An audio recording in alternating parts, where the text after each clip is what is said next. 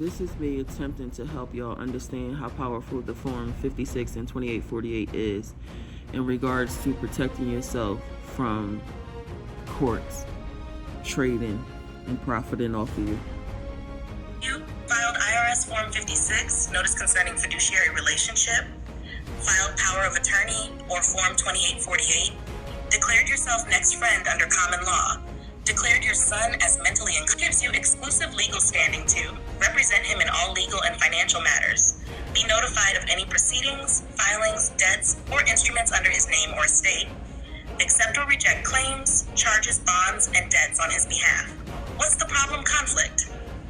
They are still interacting with your son directly, even though he has been declared mentally incompetent. A fiduciary has been appointed. You, all parties, judge, prosecutor, and state, have been given notice of this change.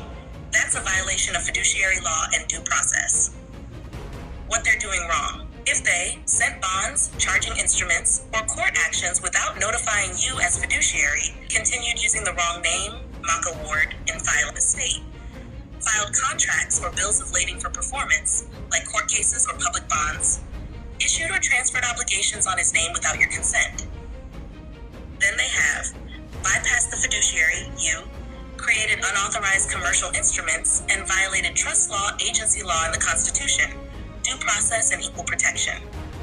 These are all grounds for civil action, unauthorized use of estate, claims for fraud or identity theft, removal of jurisdiction via quo warranto, affidavit of status, etc. Number 4. What are they filing that you should be informed of? When a criminal or civil court action is initiated, behind the scenes the following financial documents are likely generated. Document action. Should you be notified? Why? Bid bonds, performance bonds, F24. Yes. They obligate your son to perform, pay. Fiduciary must accept, reject. Treasury offset program entry. Indicates a financial claim debt, you must challenge it. CRIS or QSIP registration, yes, identifies a financial instrument using his name, estate. Court complaint as a security, yes. If monetized or bonded, it becomes a commercial instrument without consent.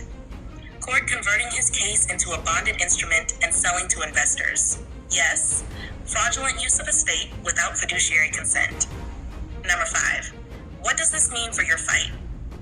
You have the high ground legally and spiritually because your son cannot contract or be held to performance. You are the rightful administrator of the estate. They are acting ultra vires, beyond their lawful authority. They are engaging in constructive fraud and unjust enrichment. Example argument you can use. Open quote, as the duly appointed fiduciary and next friend for the Form 56, financial instruments, commercial paper, bonds, or transactions being executed in his name or estate. The continued misidentification and pass on the estate, fraud in commerce, and a breach of trust, and must cease immediately under penalty of law. Close quote. Summary: the connection you asked for you, lawfully removed implied powers of attorney, assumed fiduciary control of a mentally incompetent man, gave formal notice to the court and IRS against the estate using the wrong name, created or executed financial instruments without fiduciary notice, ignored lawful due process by failing to recognize your authority. That is the breach. So I want y'all to think deeply about your defense. Now, how many of us have bipolar or PTSD? These are reasons for the mentally incompetent claim. So don't overthink it. I hope this helped y'all.